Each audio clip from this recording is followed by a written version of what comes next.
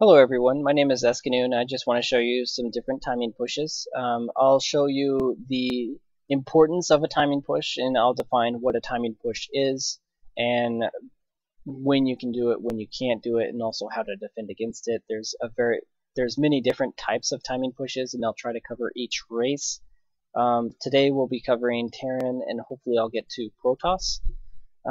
For Terran, I'll do a 3 racks timing push, which is really good against it's really good against 4-gate as long as you get bunkers up to defend.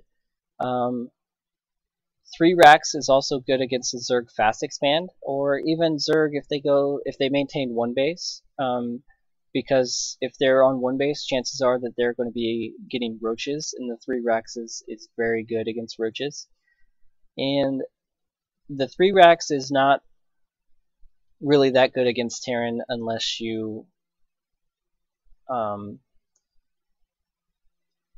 basically, well, I really wouldn't recommend it against Terran. Every time I try it, I end up failing. So maybe try it yourself, see how it works out for you. If it doesn't work out, obviously stop doing it or try a different path or something like that. But the 3 racks is very good against pretty much Zerg of any build in the opening part of the game, and then it's also good against Protoss. Whenever you do a timing push, you should always base it off of what you scout. You should never do a timing push blindly, like just open with a particular build and do that, because there's a decent chance that it might not end up working at all if your opponent scouts you, sees it coming, and then responds accordingly, but you don't know that he responds accordingly. An example would be if I'm doing a 4-gate, my opponent scouts that I'm doing a 4-gate and responds perfectly by walling off, placing bunkers or defensive structures, and basically making sure that he has enough units to defend, and then he can continue to get more workers, drone up, take another expansion, counterattack, something like that.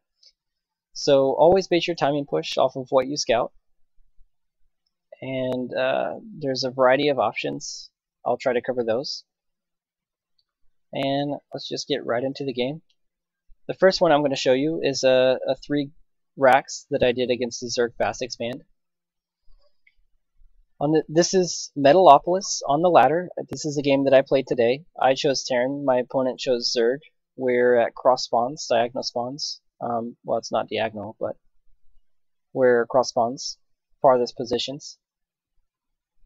I'm not going to talk about the specifics of the build, like 9 depot, 12 refinery, or whatever, or anything like that. I might mention it briefly, but the purpose of this is not to give you the build itself. It's just to show you how powerful a timing push can be. Obviously, I sent out my scout. I want to know where he is. I'm going to send him actually over here to the left, and then at a certain minute mark, I don't actually know what time I sent it out. I just kind of do it, and as you can see, I send the worker right there just to see if he has an overlord coming. He doesn't, so I presume he's over here. My scout over here confirms that. I didn't see a gas or spawning pool, so I'm expecting him to go for a fast expand, and I'm not expecting early speedling pressure. I come back to confirm. Sure enough, I see that, and I hop back up into the main to see if he has any gas. That'll tell me maybe if he's going roaches or fast Zergling speed, which he's not. So whenever you open, it's just a standard 9 supply depot, 12 racks, and then like a 12 or 13 refinery. And then you follow up with 2 more supply depots while maintaining your supply count, your supply structures.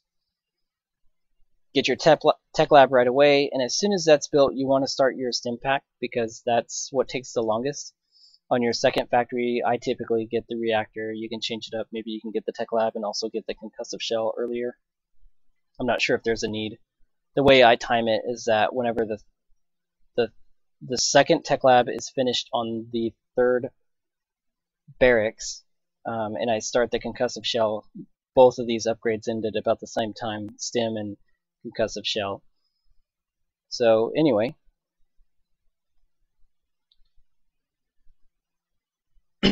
at this point, the weakness of this particular build is that The Terran player is very weak early on. He's very susceptible to rushes. Um, if there's any kind of like say a 2-gate zealot push or something like that, the Terran player is susceptible to that, sort of. But the cool thing about this build is that you're getting racks anyway, so you can defend fairly easy against even a 6 pool or a 10 pool, 12 pool, something like that, or even 2-gate pressure, as long as you respawn accordingly. Obviously, you're not going to get these upgrades right away. You're not even going to get the tech lab. If you start the reactor, you should probably cancel it and then just respawn. And then at about the 7 to 8 minute mark, I push out. As you can see, stim is finished. Kill several of the drones. You want to move your Marines back against Zerg whenever they have roaches. That way they can fire on the Marauders and your Marines don't die quite as quickly. And then immediately after your push, after you've done your damage, whether you've done it or not, you should always withdraw. Do a little bit of scouting, check to see if they have another base that's hidden somewhere, or a pylon or something like that, and then withdraw. Just go back to your base, get reinforcements, and consider doing another push. As you can see here, I've got a command center going up. You should always expand after your push. That's just a very smart thing to do.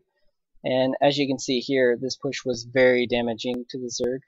I did end up losing my army, but as you can see, the Zerg player lost 29 workers, and the only thing I lost was just my first little batch of Marines and Marauders, which was not too bad. I've already transferred workers. I'm on 2 bases. As you can see, my income is quite nice right now.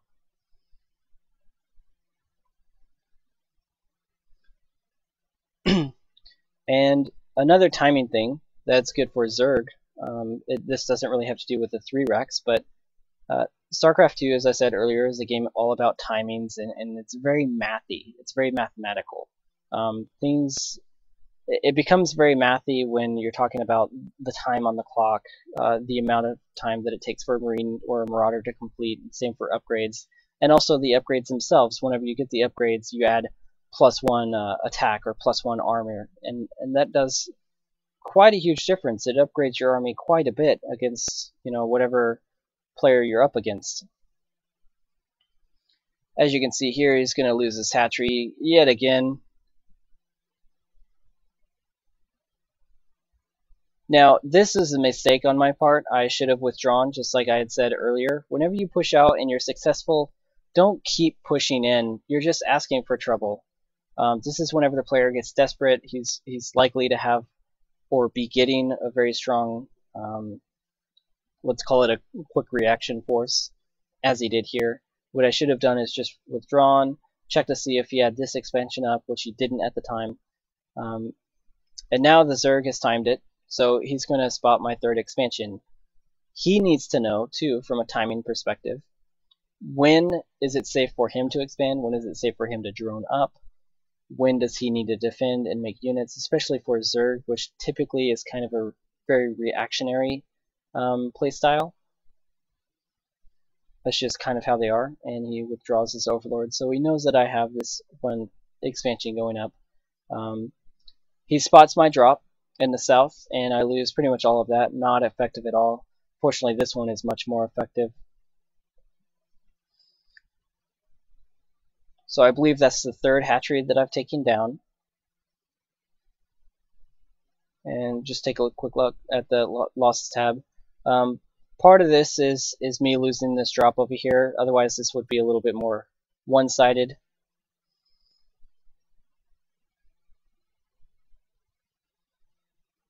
And that's pretty much game. So that shows you a very good 1 base 3 racks timing push. This is very good against a Zerg fast expand or a Zerg who stays on 1 base and tries to get roaches, because the Marauders are so good against roaches, especially by the time you get stim and also concussive shell. It's just a very good unit. And it's also good against Protoss 4-gate. Not so good against 3-gate Robo, unless you get a lot of Marines.